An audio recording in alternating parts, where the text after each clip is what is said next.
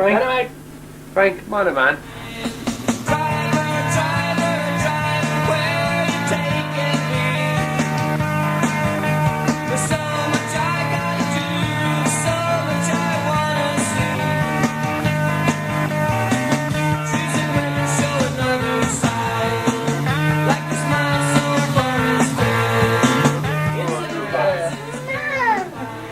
Can I Be Frank is all about capturing real, authentic, unedited conversation.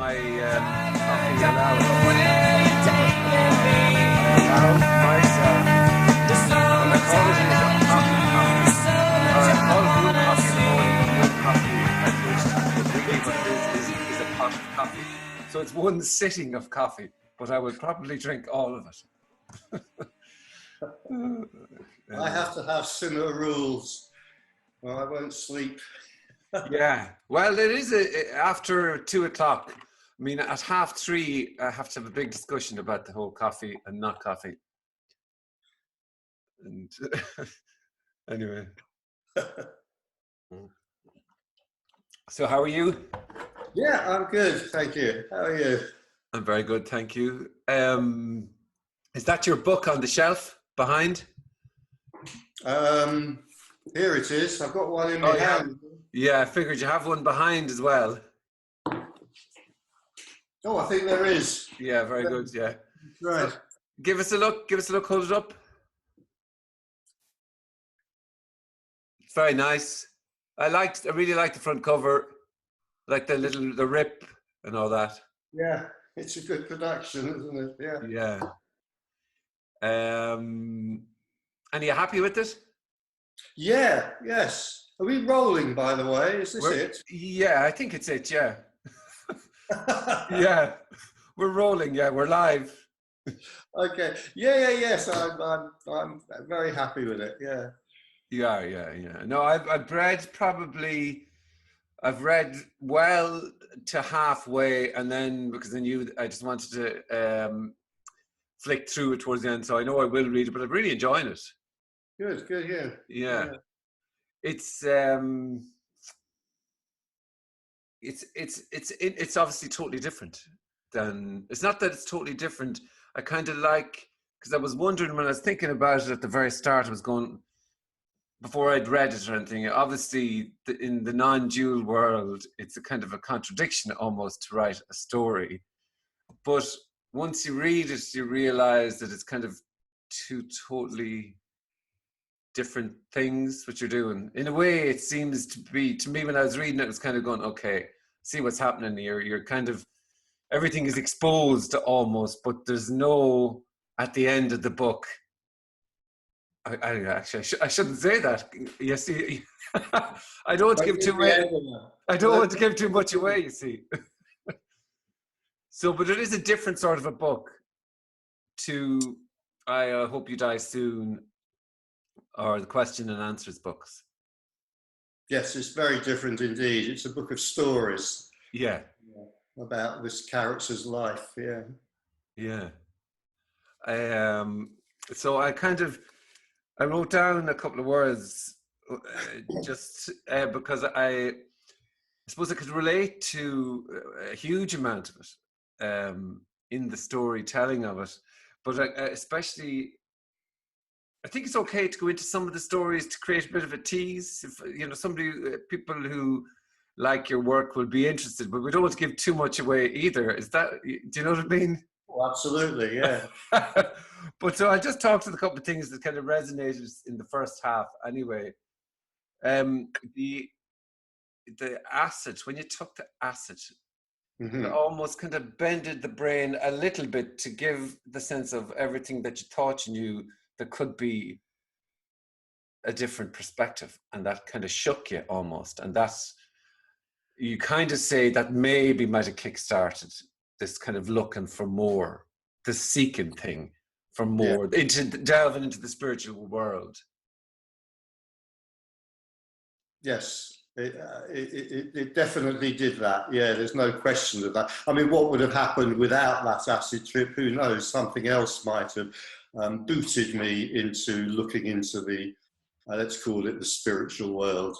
But that acid trip kind of revealed that reality as I'd experienced it up to that point was only one version or one possibility, and there may be many, many, many other versions of reality. So really nothing was the same after that. Yeah. Major experience. Not a very pleasant one, but it was certainly very major. Yeah.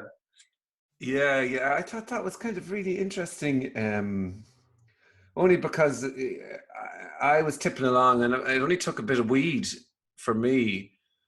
And just I remember so clearly, even in the same words that you'd written, this idea of having smoked a bit of weed, that my version of reality could be changed just like that. It was strikingly, took me ages to kind of even get my head around that something could be, that everything I was sure about and knew and was clear about wasn't the case in a moment. And it was totally striking. Yeah, that's it. Everything's thrown up into the air. Yeah, all the certainties disappear. Yeah. It's because in the really what your book is doing is exposing, through telling a story, but exposing the nuttiness of what a seeker. I mean, you're a hardcore. You are a hardcore seeker. I mean, really hardcore. I certainly was. Yeah. You had no stone unturned almost.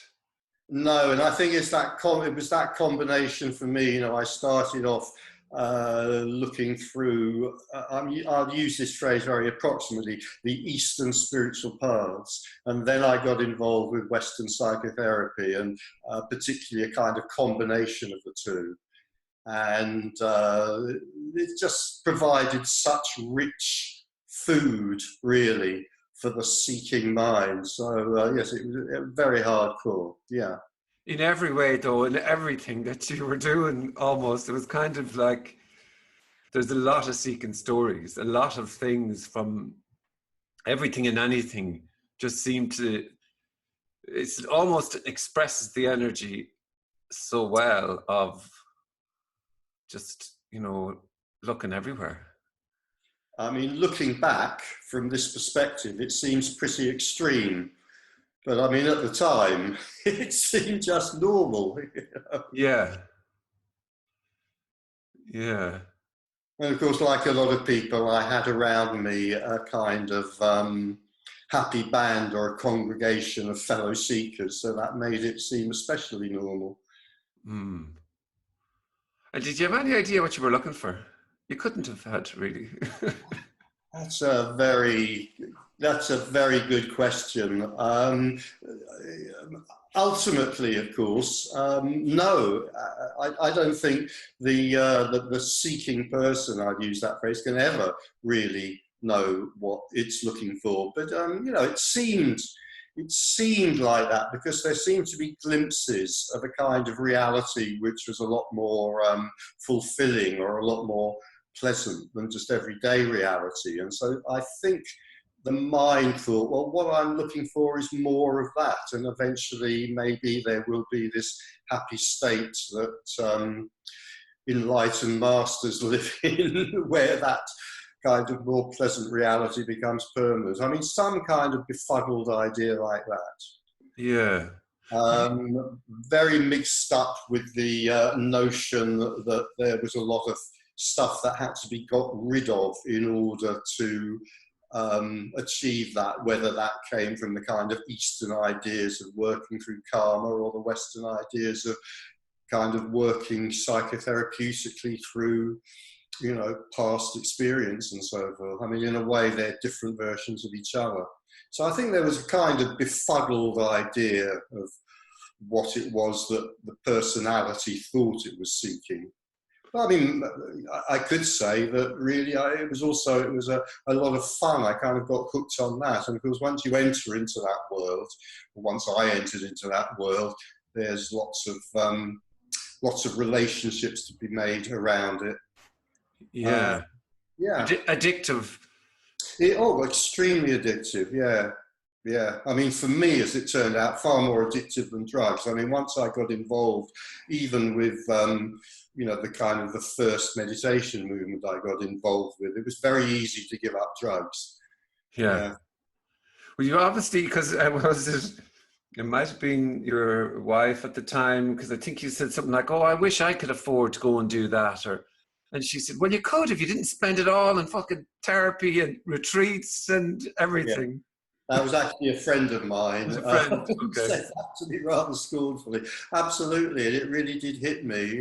Yeah, this is true. I am spending most of my time and money, on that kind of thing, retreats and therapy, and yeah, But absolutely. essentially, like, almost you're taking somebody. It's like marketing. You're taking somebody else's word for it, that somehow we take somebody else's word for it. They look like something's happened and their lives are amazing and they're all wise, and that's what on the surface it looks like. We're taking somebody else's word for it, and that they've arrived somewhere that they sometimes might deny or not deny, but we're taking their word for it, and they say, well, here's the way for you to get there.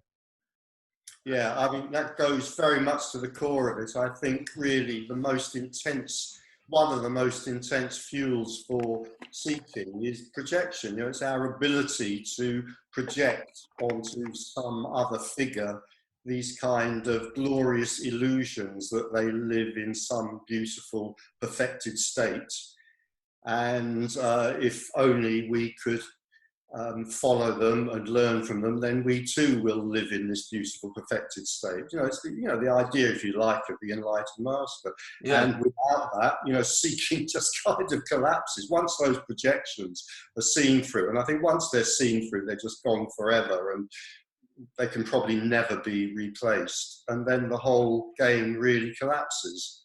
Yeah, but it's mad though, isn't it? Like, is it almost like, because we grew up with a father or an authority figure, a mother, and then we had God, and we had, bosses, and you kind of always had to take other people's word for it.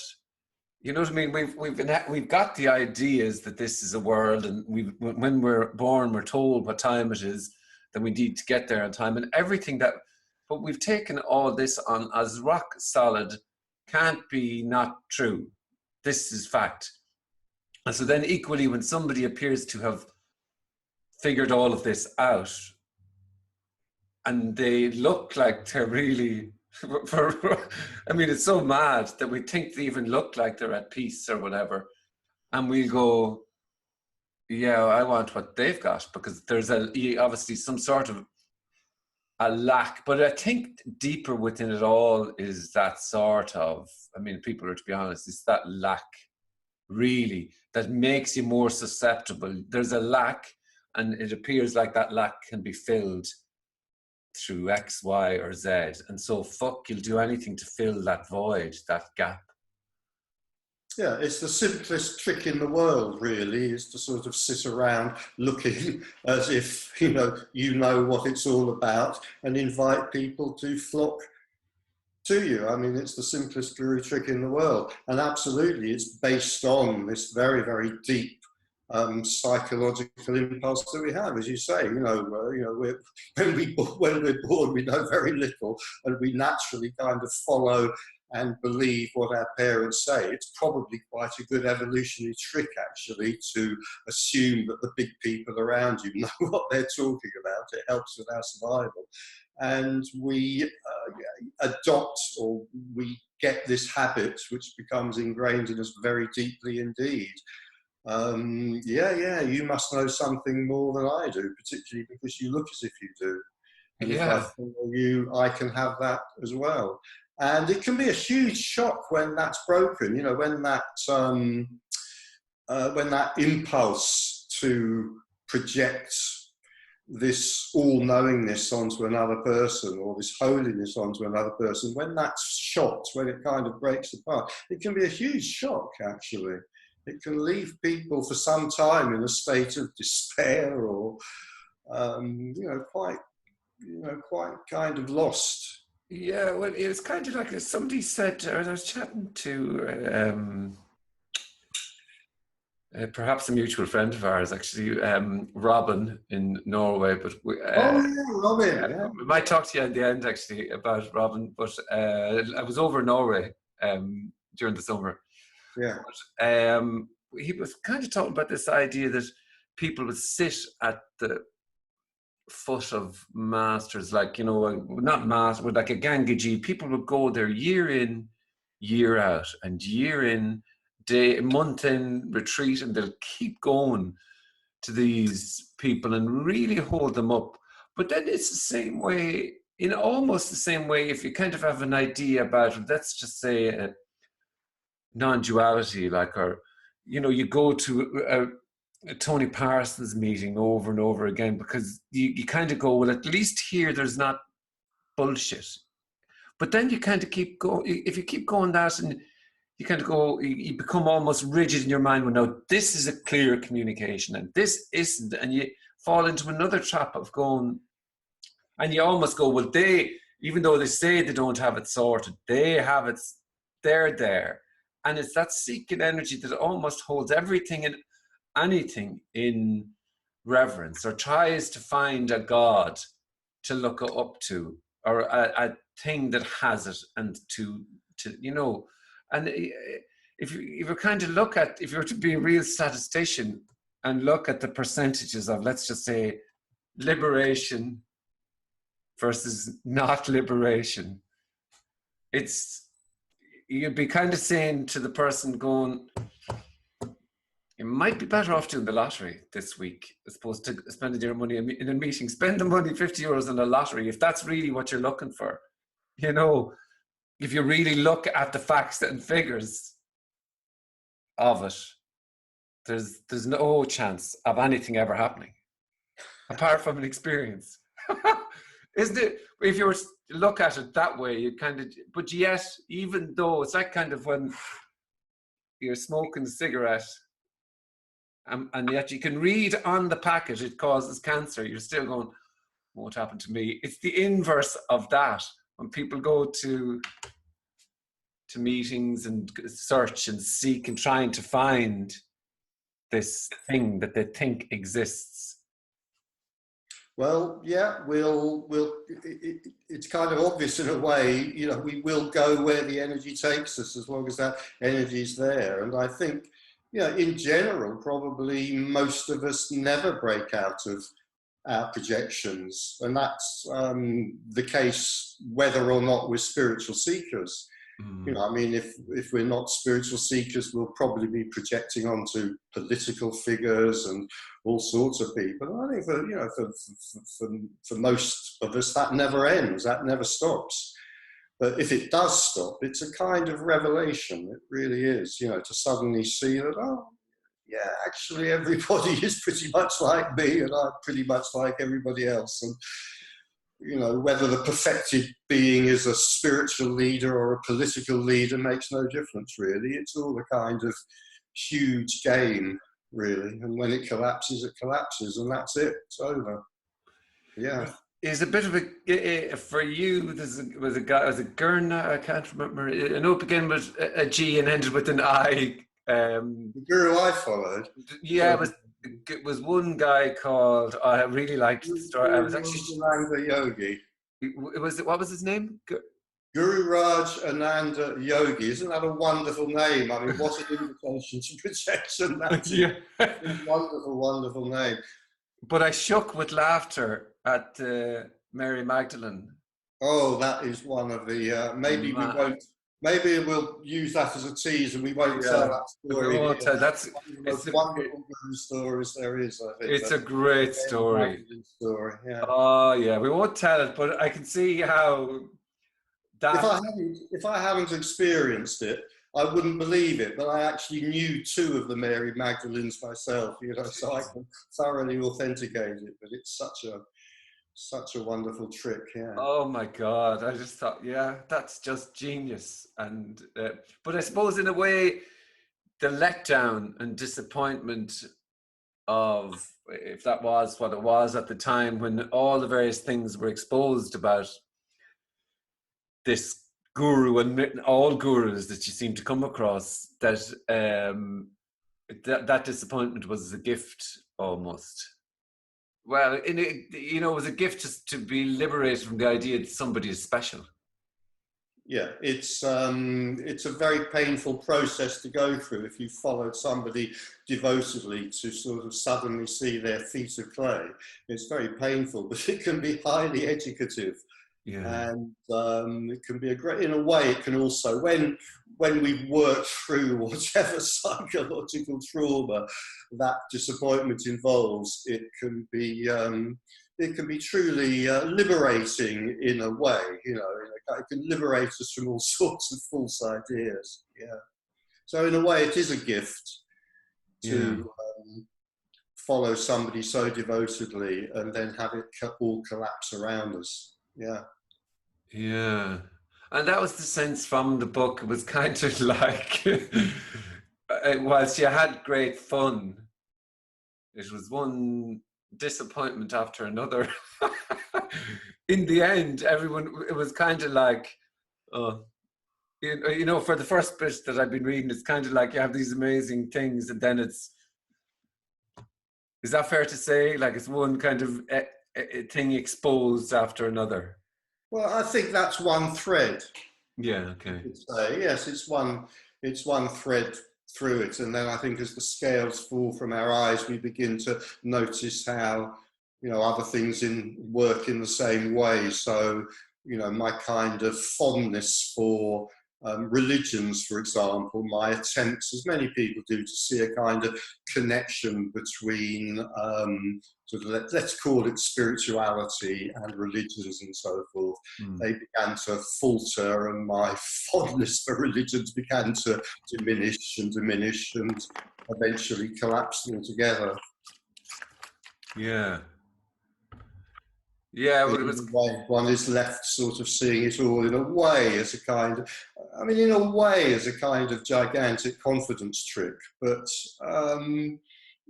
very colourful and very entertaining, and in that, yeah. Yeah, it's really interesting that idea of, it's kind of like, every time Santa Claus is being taken, from a very young age, Santa Claus is maybe the first to go, but really everywhere it's Santa Claus almost.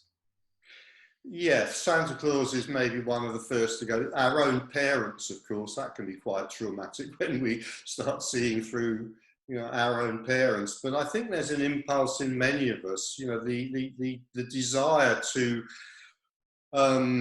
see some authority figure up there as, impregnable is so strong that as we see through Santa Claus, and then as we see through our parents, we just transfer that attitude of projection onto another figure, and then onto another, and then onto another. I mean, it could be a monarch, it could be a politician, it could be, the Pope, it could be a guru. Really, until something rather radical and fundamental shifts within us, we will just go on looking for somebody who basically can make us feel more secure in what seems like a very uncertain and a rather scary world. Mm. It might be a therapist, it might be a spiritual teacher, who knows? Yeah, it's that craving to feel safe, I suppose. Is that it? Or to feel... Absolutely, yeah. And yet we hate it too, though. We hate the stagnation and don't want that safety either. Well, so there's a repeating pattern for many of us where we invest all our love and devotion in some kind of figure out there, and then we see their feet of clay, they let us down somewhere, and then usually we become very angry with them. Mm. And then we recover from our anger and we look for somebody else, and we invest all our love and devotion in somebody else until they let us down, and so it goes on. Yeah. Never, you know, it never kind of occurring to us that actually none of these people know a damn thing about life that we don't know ourselves. Mm. Yeah, and that's the grow. It's almost a bit of a growing up thing to go to see. Oh, absolutely. Yeah, we can't grow up without having these projections busted. Yeah, I was talking to somebody a couple of days ago about imposter syndrome, which has become sort of very well known recently. It's the same kind of thing, you know, that so many people go around with, you know, what they call imposter syndrome, this idea that everybody else is completely competent at what they do, but, you know, I am uniquely incompetent. And you know, you realise that the airline pilot with 30 years experience who's flying your plane probably is suffering from imposter syndrome. And so is the man who's doing the delicate surgery on your abdomen when you're in hospital. Yeah, it's a sort of similar kind of thing. Yeah, so it's this. It is a seeing authority. I went to this meeting for a secondary school for my one of my kids, and it was held in a church, and it was a Jesuit. It's a Jesuit school, but sorry, I don't know. That's somebody ringing on my mobile. But in the church, I was kind of curious to see would there be a Q&A, because almost in the church there's that, you're put back in that sense of, I mean, the church is holy ground. There's a reverence. You can't speak up and ask a question in a church or be unruly in a church. This is God's house. And I could feel myself going, God, they're not going to, there won't be a Q&A, will there?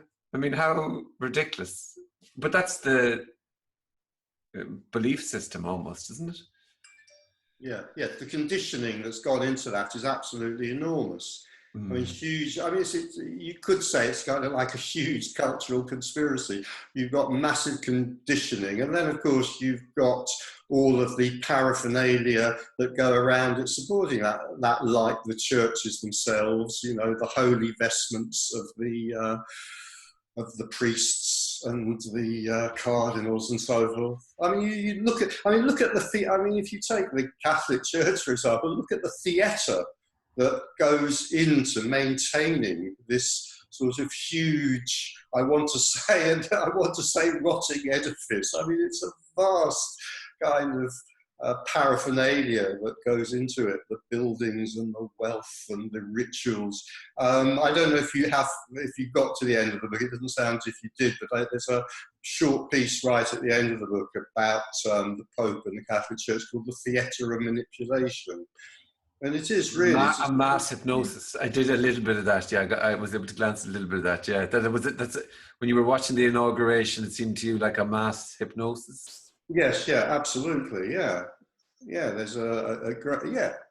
Yeah. There's a great deal of energy going into sustaining these illusions, and that somehow these. You know, these people, they must know more than me. I mean, look at the size of their hats.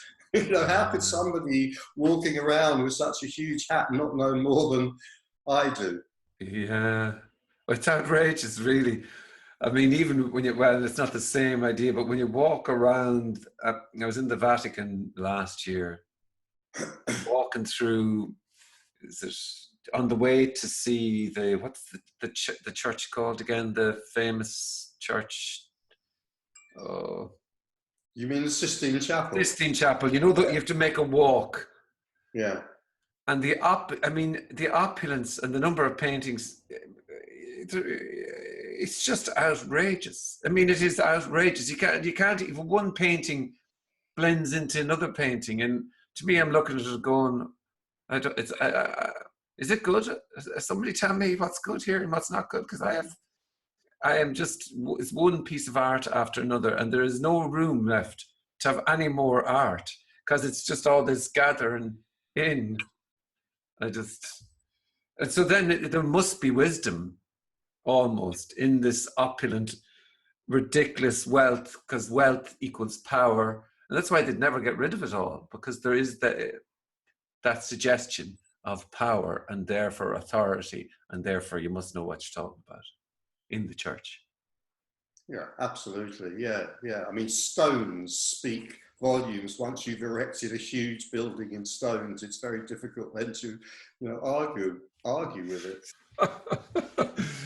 Yeah. Well, it applies just as much, for example, to, let's say, a psychoanalytic institute, in a way. Once a psychoanalytic institute has been founded with a large building made of stones and with impressive entrances and so forth, then somehow it lends credence to the theory. It becomes much more difficult to question the theory.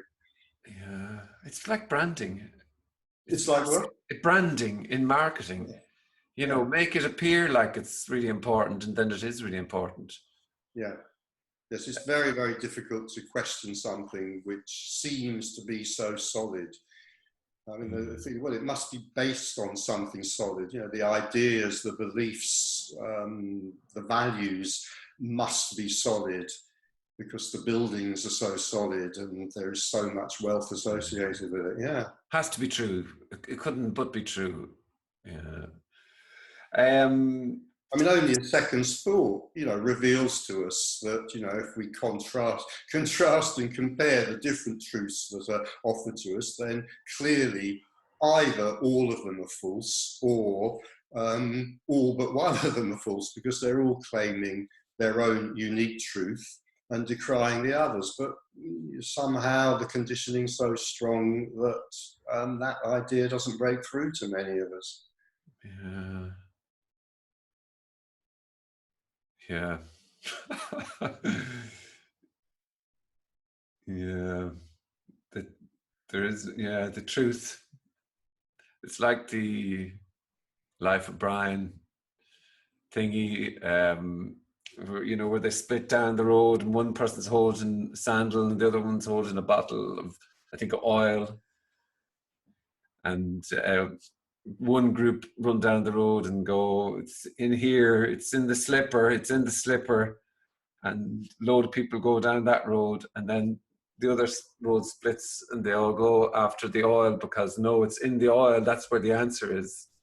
And yeah, the Life of Brian is not only very funny, it's very wise as well. Yeah. some very obvious truths about the way the human mind works. Yeah. Yeah.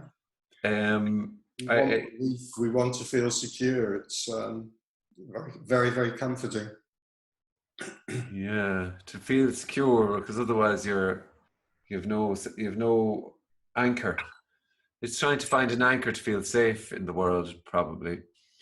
I was amused at the part of the book when you talked about doing transcendental meditation, and how you kind of go in between. You would do it and you'd find yourself getting angry intermittently, but what I was amused more was the idea that and you'd be trying to do your meditation, and somebody might cough. I think you made the remark about somebody coughing, and then you get really annoyed. I just think it's so funny, because we learn that we somehow take on the belief that if you do meditation, maybe that will bring about states of bliss or peace or whatever, blah blah blah, amount of things, and yet if we're disturbed ever so slightly, doing the meditation, it just seems so the opposite of the idea, in a way. I am doing my meditation now, please do not disturb me, let nothing on this world disturb me. I think it's just funny. I think it's one of the factors of meditation techniques, is that often they do tend to stir up, a lot of detritus, a lot of rubbish that might be lurking around. I mean, one thing not to lose in this is that I think I'm going to use the word therapeutic. I think from a therapeutic point of view, I think a lot of the things that I did and a lot of the things that people do can actually be, and again, I'd use this word advice, be quite useful. I mean, I'm certainly not decrying meditation. Mm. Yeah. No, I didn't get the impression that you were decrying anything actually in it, but it was almost your own uncovering, and the way you were able to remark about your own behavior as a result of, well, that's what I took from it anyway, that you were kind of going, this is ridiculous, and getting annoyed from doing meditation. Is that, it just seemed like that to me. As opposed to you saying it's rubbish or not rubbish, it was more your own sense of it. Yeah, I mean, there's a lot of paradox about these things. Yeah, yeah. Yeah. I mean, I meditated for about 30 years. I wouldn't have done that if I hadn't valued it. Yeah. And what do you think it is, though, that you valued about it? Do you think it was just that you got something from it? Yeah. Or Yeah. it gave you the feeling that you were at least doing something?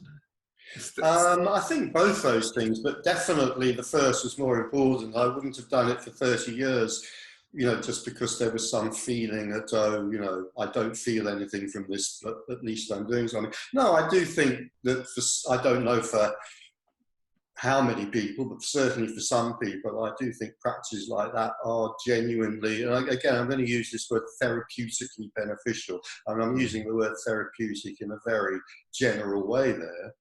But absolutely, no, I think that techniques like that, they can help us relax, they can help us work through stress, all sorts of things, yeah. Yeah. Yeah, well, it's the same idea, though, as going for a run. For me, I mean, going for a run is therapeutic. It's the same sort of, it's good for the body, it's good for the mind sort of thing. Yeah. For me now, probably I'd go and sit on a bench in the park and look at the lake. And I probably spend far too much of my life doing that, actually. But I think, back then in the story of those years ago, that probably wouldn't have been sufficient. So somehow some of those things that I did seem to, provide a relief and a release, which wasn't easily available to me in any other way at the time. I mean, yeah, now I'd go for a walk or look at a tree or sit in the park.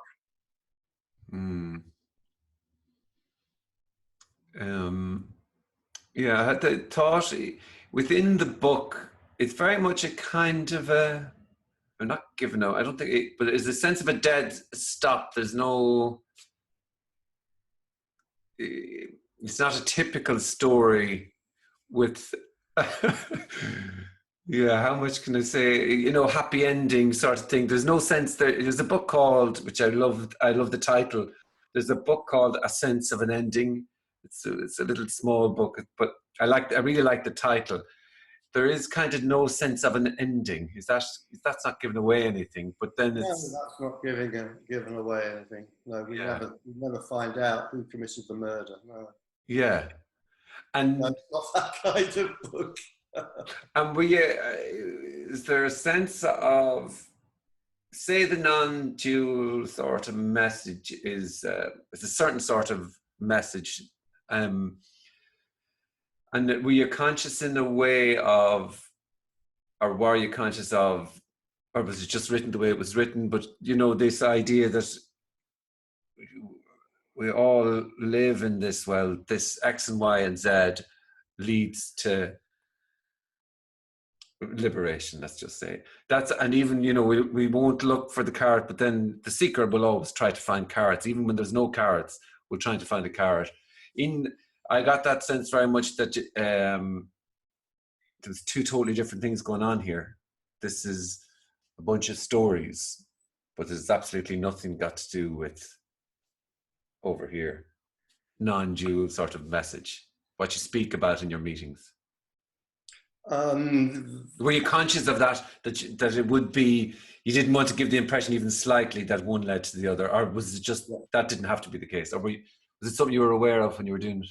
Yes, I think so. Yeah, there's no I hope there's no suggestion there's any connection I mean, I speak fondly of non-duality in this book at times, but it's very much about a book about, you know, this character who went through these adventures. It was very much intended right from the start to be a very different kind of book. But just going back to something that you said earlier there, I would say it was illustrated. It was a book that very much wrote itself.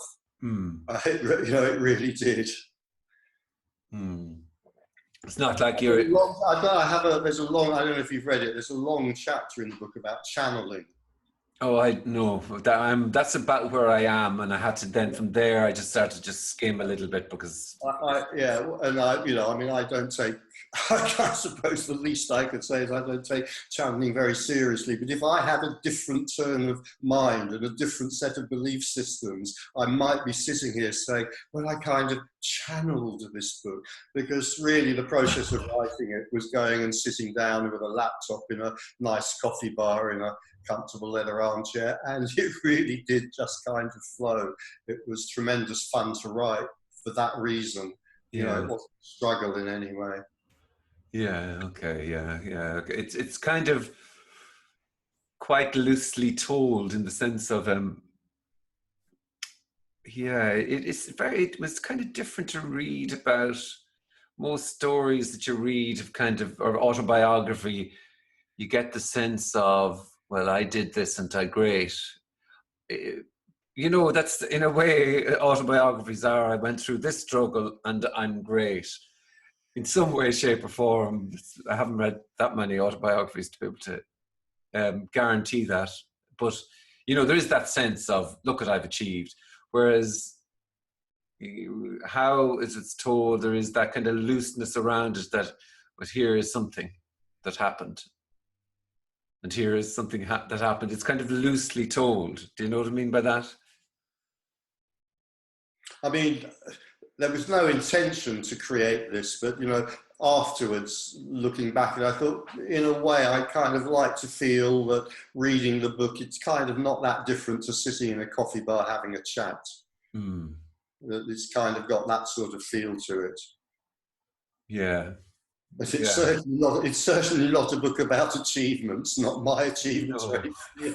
I mean, in a way, I mean, it's just popped into my head. I was having a conversation yesterday about Proust, you know, in remembrance of times past and things like that. And it's just occurred to me that, you know, in a way, this is just it's a book about wasting time, really. You know, not that anything can be a waste of time, but in a way. Yeah, much ado about nothing sort of thing. Much ado about nothing. Yeah, there's all this time and somehow we have to fill it, apparently. And this was the way that this character chose to fill it. Yeah, no, that's what I thought. Also, I think also to make maybe sort of a slightly more serious point than that, there is also, I hope what comes across is definitely that this is, I mean, it seems a bit pompous to call it a journey, but just for this sentence, I will use that phrase, that in a way it's kind of like a journey from credulity to skepticism. You know, I started off very credulous. How could I have followed my wonderful guru if I had not been credulous? And then there's this kind of growing skepticism, which I have to say from my current point of view is a great deal healthier. Say that again. Well, I feel like there's a movement in the book from a position of credulity, or not to say perhaps gullibility, to a position of skepticism, and I think a position of skepticism is much more healthy. Yeah, realistic. It seemed to me the movement. Yeah, just this real sense of, sure, here's just another person with an idea about nothing. You know, here's just somebody else having a go. That's maybe that's my own perception of things, but this is somebody else. This is just another perspective. It's neither like the gurus. It's just a seeing through of all of those ideas and these practices, and not in a way. I never got the impression like again, like the meditation or whatever, that you're suddenly saying, don't do these things, or there's no advice, there's no prescription. It's a, I suppose that's why I liked the kind of looseness about it. It's kind of like, well, here's something and I leave it there for you. That's it, you know, and take from it what you will. But what I would take from it, maybe because I could relate to so much of it, is that, well, the amount of bullshit out there is unbelievable though too. Let's just say that, you know, for a seeker who is not cynical, let's just say, or skeptical, you could just go swimming in the seeking sea forever. There's so much out there. So much. Yeah. I would say the madness that is out there now is considerably greater than it was, you know, some of those adventures are sort of from 30 and more years ago. And I suppose it's because of the internet that the madness now out there is so much greater. I mean, I don't spend very much time on the internet looking at the latest offerings from possibly plausible, possibly implausible spiritual offerings from teachers. I spend very little time on the internet looking at those, but when occasionally I do, I am gobsmacked by what is now on offer. And I think that in a way, thinking back to those guru days and so forth, they were really quite innocent. Yeah. To what's happening now. Yeah. Yeah. I mean, I mean, there is no end to our credulity. There's no end to what we will buy, really. Yeah. But then in a way, you know, I say that, and then you sort of think back to the old religions, and you think, well, you know, they were, you know, pretty extraordinary. You know, if we could buy Catholicism for nearly 2,000 years, why shouldn't we be buying the latest offering about space aliens? The one definitely, you know, the one is definitely no madder than the other. Oh, I totally agree. But yeah, but also even, you see what happened if these, say, these New Age or whatever ones, they grew at all, and the business or an empire is built around them, then these organizations will do anything and everything to keep their members then.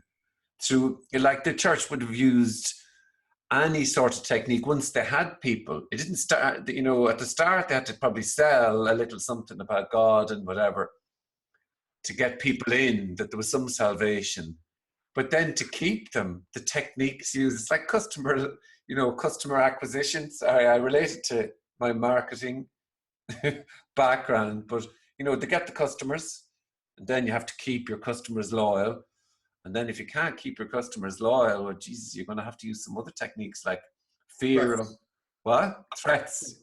Yeah, fear and everything else that you're going to burn in the fires of hell. And even things like the word faith, how something like the word faith is, when I grew up as a kid, and any time I'd ask a question, it would be, well, you don't, your faith's a bit dodgy there. I have my faith, and I'm just so grateful for my faith. And then and it's ye of little faith, and then there's the poor Thomas. I always liked poor old Thomas, who got branded as the doubter. And then as a result of doubting, you're seen to be doubting in any way. You're seen to be this. It's a dangerous stance to take to have a doubt. The message there is don't use your own intellect, because of course when people use their own intellect, that's a tremendous threat to the teachers of religion and faith and so forth. And it's the last thing that we should be doing, is actually working things out for ourselves and using our own intellect. I mean, in a way, the whole edifice is built on sort of, you know, rotten principles.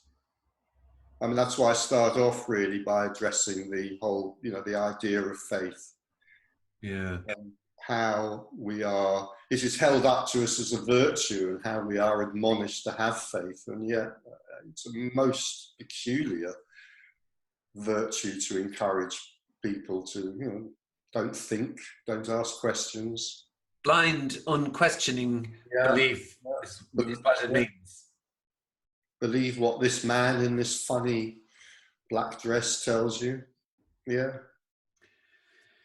So then, like, obviously, in a way, like, so when you have no anchor then in life, say, you know, I talk to my brother, and sometimes my brother goes to me, oh, I wish I had my faith. I wish, you know, I wish I had that. Sometimes we were having a few pints together and he would say it's not, and sometimes, I don't know if he still feels that way, but sometimes he would say, I wish I had my faith now. Because almost when everything, all these illusions are stripped away of this person knows best, or this authority has its sussed, or this wealthy person is unbelievably happy, and this, when all of those things are taken away, what are you left with, like? You know, because the person, you can't want to go, what do I do now? You know, and I've nothing left. What you're left with is yourself. But you're putting your finger on one of the reasons that these faith-based ways of life are so incredibly attractive and so often not questioned. Mm. I mean, you've got a kind of you've got a sort of dual power. One is, you know, where you've had a sort of fairly totalitarian-based religion, as we've had for, you know, many centuries, then obviously you don't go against the faith because it would be highly dangerous to do so. But then on the other side, it can be extremely comforting.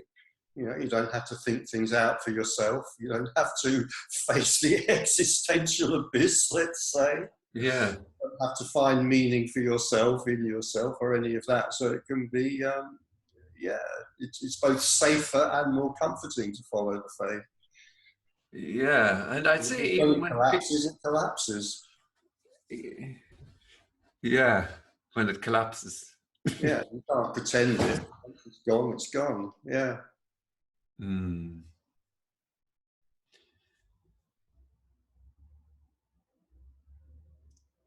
Yeah, it's going down. Is it your brother you were talking about? What's that? Was it your brother you were just talking about? Yeah, yeah. Well, I mean, to someone like you see, I might say, well, you know, what's wrong with going and having a nice walk round the park and sitting under a tree? But that's not necessarily going to be acceptable to everybody. Yeah, and I think, I mean, I think you're troubled by existential angst, you're troubled by existential angst, and there you are.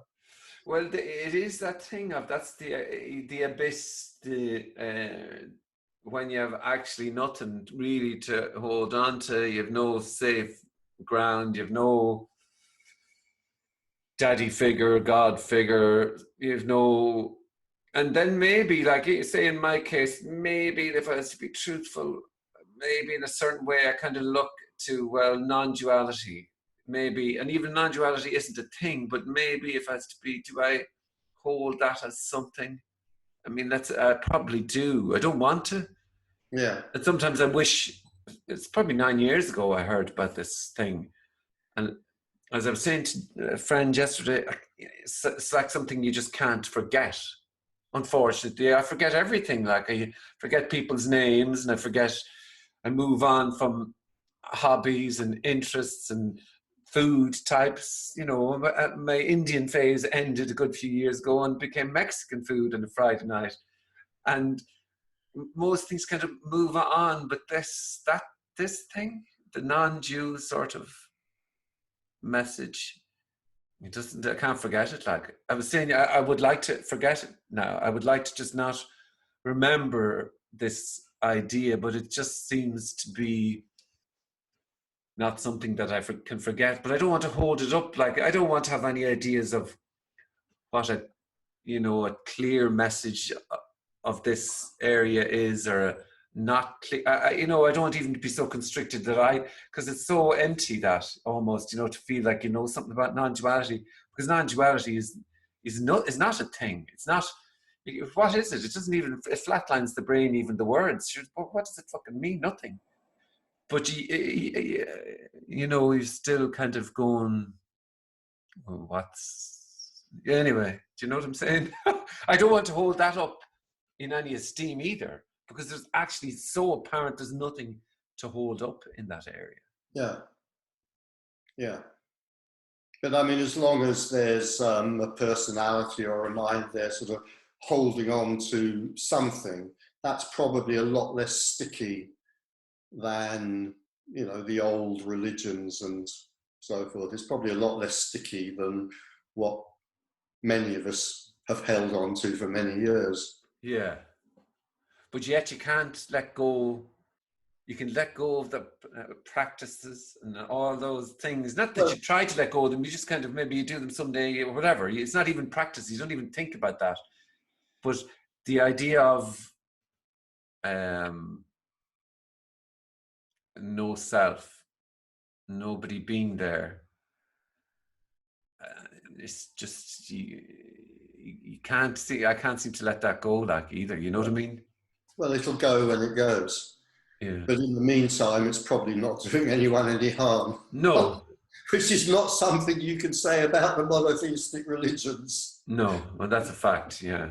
I think it's a great advance to be holding on to nothing rather than holding on to Catholicism. Isn't or Protestantism, sorry. I think maybe it's because you're Irish, I keep homing in on the Catholics. No, you're bang on. I'm being a bit unfair, you know. No, you're bang on. I don't actually know the difference between the two. I'll point out that I do have a bit of a go at the Baptists in the book as well. I noticed that, yeah. I think, you know, this should be an equal opportunity anti-religious conversation. So that's all I'd say, that probably holding on to, you know, if we need to hold on to something because we fear we might drown otherwise, holding on to non-duality is probably pretty harmless. Yeah, but isn't it funny that holding on to that, you know, maybe that's, you know, when I was away in Norway, I had that really clear kind of sense of, oh wow, right, you're really holding on to nothing. It's so obvious. You are now, the last thing you're holding on to with dear life is absolutely nothing. Yeah. It's just a bit, and it's so obvious. With, you know, if you go to your meeting or Tony Parsons' meeting, whatever, there's nothing on offer. Like, nothing on offer here. This is, you know, there's nothing on offer, and yet you're going, no, still though. But then when you can hear it in a certain way, it's almost exposed as, wow, you are being presented with nothing. Or maybe a slightly alternative possibility though, or perception. And yet you're still there going. Yeah. It's kind of funny. Maybe holding on to nothing is the last thing to go.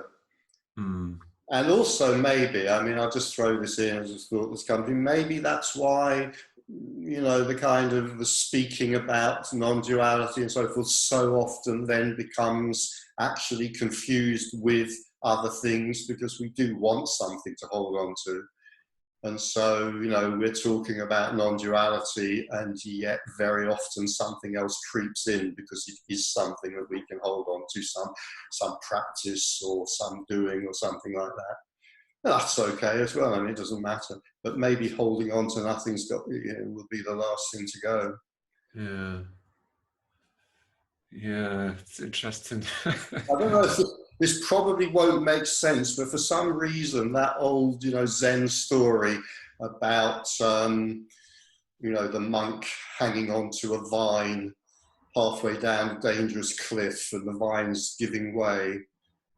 And what does he do? There's a strawberry on the cliff, and what does he do? And so forth. I mean, it's just popped into my head, and maybe the kind of the last thing with non-duality is you're hanging on halfway down the cliff, and you realise actually there isn't even a vine there. Yeah. And yet somehow you still haven't crashed to the bottom of the cliff and your bones haven't broken. I have no idea if this is making any sense at all. No, it totally does. All I'm trying to say is that, you know, when the last bits fall away and there is just non-duality, we won't find ourselves broken at the bottom of the cliff. Yeah. That's a nice image. I like that image. It's so obscure. I actually can't tell myself whether I've just said something completely, you know, extremely profound or utter nonsense. No, it was unbelievably profound, Richard. Or utter nonsense, and it doesn't matter. It's you almost have to feel what you're saying there. There's that sensation of holding on to nothing. At the same time, you can't actually even let go then. Anyway.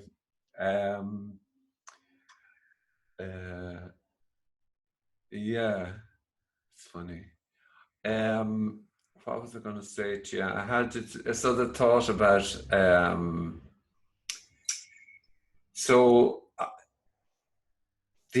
I suppose we have talked about this before in a way, but there's the story of the life of the character of Richard, which involves lots of stories, and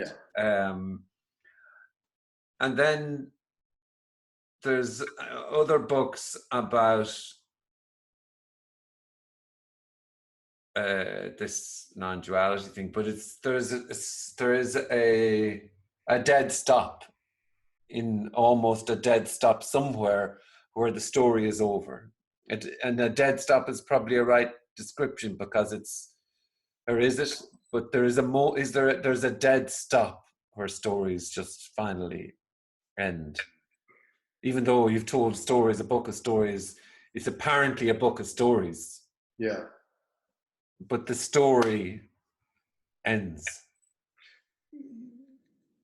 In a way, yes. I mean, assuming the character's still actually alive, assuming there hasn't been a fatal heart attack, then obviously events go on, happenings go on, of course. Mm. But yeah, that thing about turning it into a story, which hopefully, hopefully that sort of is fairly obvious in a lot of the chapters in that book. You know, this is very obviously a story, which at the time is being taken very seriously. Yeah. That's kind of over. Yeah, after that, it's just events happening in a way. I think the story, what's the difference between a series of events and a story? And in a way, the difference is that with a story, we're making meaning out of it. We're turning it into something meaningful. Yeah. So, you know, up to a certain point, there are these events, and they are assumed to be and interpreted as extremely meaningful, very, very important, and most of all, probably significant in that they're going somewhere. You know, they're moving towards some higher state or some different state, and then that all ends, and then after that, there are just events. Mm. So it's like the events may be identical, but what changes is that there's no interpretation of them anymore. Yeah. Mm. I think that was the bit of freedom about how the story is told. You don't, how that book is told, and why I kind of liked it more so is you're almost not interpreting through the writing. It's the stories are not being interpreted. I can take them on and I can relate to them myself in my own way, and I can go, yeah, Jesus, that I could so relate to that part, or you know, but you're not putting your own, well, this is good or this is bad or this is terrible, or that was the kind of freedom and niceness of hearing the stories, kind of unique trait to them. Yes, it's quite a tricky outlook in a way, I suppose, because I hope that what it achieves is the sense that while these stories were going on, they were felt to be extremely important and very serious, but now they are being narrated, or if you like, from the perspective from which they're being narrated, they are not seen to be like that. So that's quite tricky in a way. I'm not sure whether I've pulled it off or not, but you know, that's in a way the perspective. This seemed very, very important when it was happening. I mean, now it seems to be completely unimportant. Yeah, the loss of the guru is described. You know, I don't want to give it too much away, but the loss of the guru is very interesting. Yeah. That idea, yeah. Yeah. It was a very interesting experience to go through, and a very traumatic experience to go through, because it was taken so seriously. It was felt at the time that it was full of meaning and very important. Yeah. Yeah. I suppose in a way it's like, it's like the end of a rather passionate love affair. A very sudden end. I mean, in this case, it's like, being involved with a very passionate love affair and trusting your partner immensely, and then suddenly discovering in some, overwhelming moments that, they have been betraying you. I mean, that might be a little bit over dramatic, but only a little bit. I think it makes what it felt like at the time. Yeah, it makes total sense, that idea that we have this projection of, like, even I think I remember years ago, I don't know, did Tony Parsons ever smoke? Do you know? Oh, yeah, I've seen Tony smoke, yeah. No, because I remember at the first meeting. But absolutely, yeah. Yeah, and I remember coming out of one of the first meetings, and I think I was driving away, and I saw him outside the front of the hotel having a smoke. This is whatever. And I remember at the time going, now what's going on there? How can he be smoking? Yes. And now I look back and now I just think that's just so ridiculous. Yeah, all our ideas about purity. Purity, and that's just ridiculous. Yeah. It's so ridiculous, to put on, and he's just enjoying the lovely smoke. Actually, I'll have a cheeky cigarette from time to time, because you can't get cancer from when you smoke only from time to time, Richard. But medically proven fact, I'm sure. But I loved your little small descriptions, but you talked about the fact of the cigarette, I think, and even the foil. And you had it wasn't just there was very complimentary about cigarettes. Do you know what I'm talking about? Yeah, the psychoanalytic goat or something. Yes, smoking the psychoanalytic goat. Yeah. My eventually successful attempts to give up smoking. Yeah, smoking is unbelievably wonderful thing to do from so many different angles, isn't it? Yeah, it is. Yeah. Why would we kill ourselves in this bizarre way if it wasn't such a wonderful thing to do? Yeah.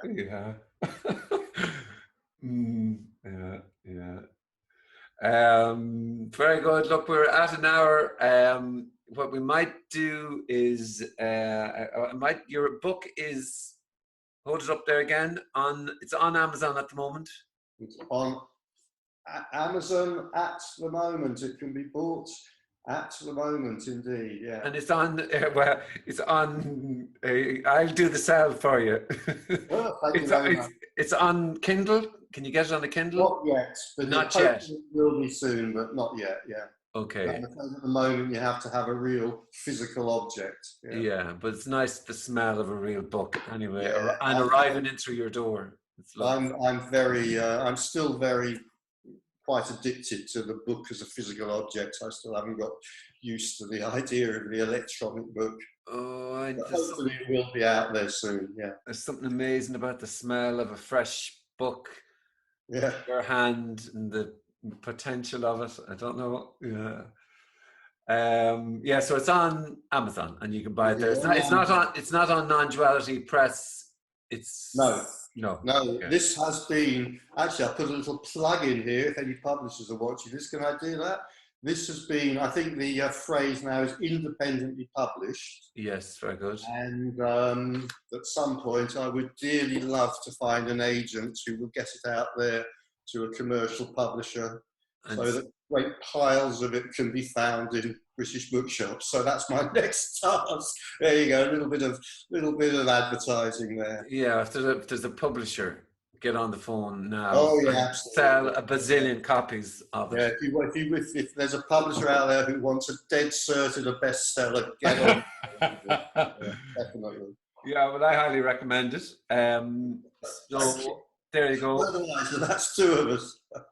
So what I'm going to do, I'm just going to stop the recording, and this is me stopping the recording.